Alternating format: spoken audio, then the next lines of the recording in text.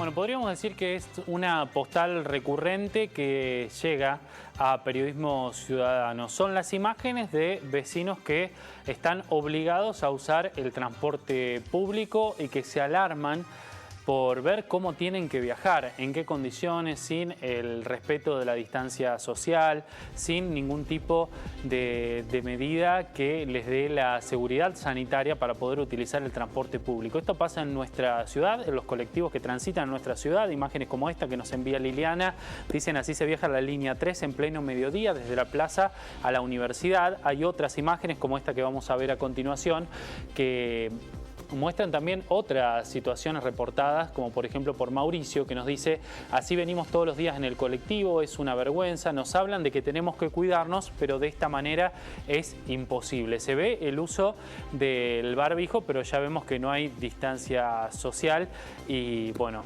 esto no debe ser muy bueno a los efectos de tratar de frenar la ola de contagios de coronavirus.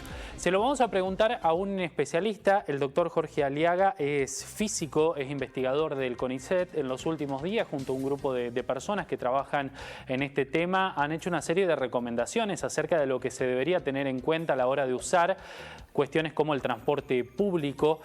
¿Qué tal, Jorge? Muy buen mediodía. ¿Qué tal? Buenos días. ¿Cómo les va? Muy bien, muy bien. Bueno, recurrimos a usted que ha estado analizando este tema, ha estado mirando situaciones particulares como las del transporte público. Usted nos dirá si imágenes como estas constituyen factores de riesgo para los contagios del coronavirus. Sí, como ustedes decían, hay una campaña nacional que se llama Ventilar, que justamente lo que trata es de poner en valor la importancia de que cuando estamos en lugares cerrados tengamos buena ventilación. Y bueno, para estar seguro, uno lo que tendría que estar, digamos, la idea es que seguro, pues si uno quiere estar absolutamente seguro, no tiene que tener contacto con otras personas. A partir de ahí, siempre uno tiene un cierto riesgo y lo que trata es de minimizar el riesgo. Entonces, ¿cómo hace para minimizarlo? Bueno, cuanto más lejos, si uno puede estar a 2 metros, mejor. En los transportes públicos es muy difícil.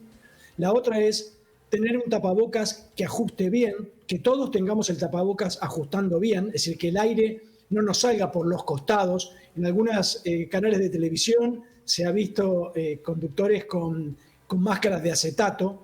Esas máscaras cumplen la función de que la persona vea al que habla, más que nada por un tema de los que tienen dificultades auditivas, pero no sirven para parar los aerosoles, es decir, las pequeñas gotitas, porque salen por los costados. Entonces, el tapaboca tiene que estar bien ajustado y el aire tiene que salir a través de la tela, filtrando justamente lo que sale y lo que entra.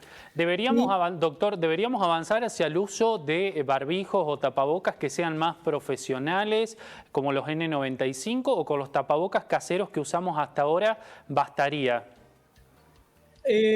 A ver, podemos usar dos, uno arriba de otros caseros. Lo importante justamente es que ajuste bien en los costados de la cara, que apriete bien, que tenga un ganchito acá, de forma tal que ajuste bien en la nariz, porque cuando nosotros exhalamos, hacemos bastante presión con el aliento, digamos, y el aire tiende a escaparse.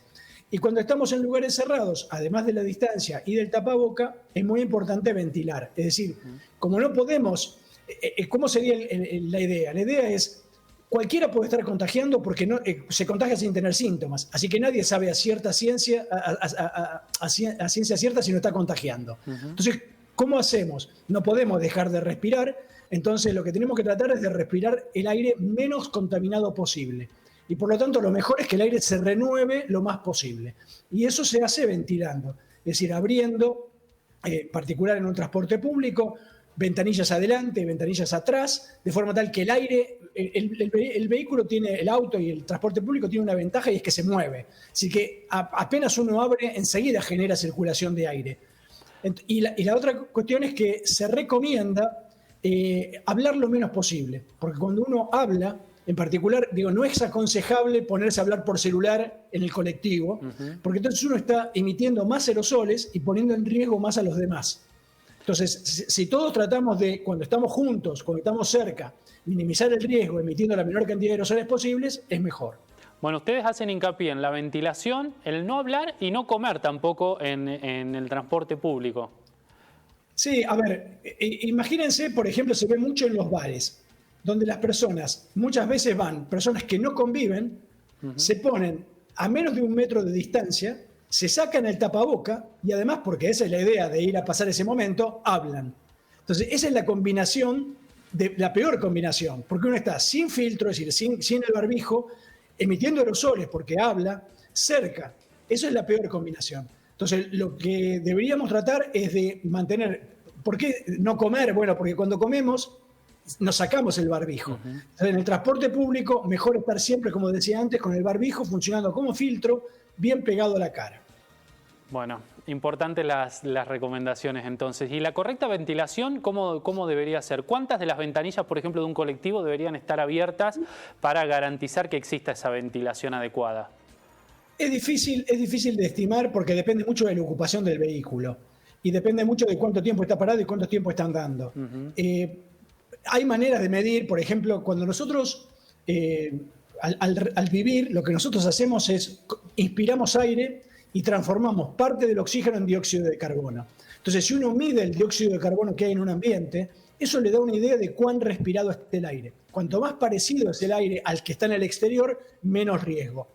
Sería ideal que los vehículos tuvieran un medidor de dióxido de carbono para poder ver si efectivamente la ventilación que está teniendo es suficiente, porque si nosotros vemos que el nivel de dióxido de carbono es el mismo que el exterior, nos quedamos tranquilos.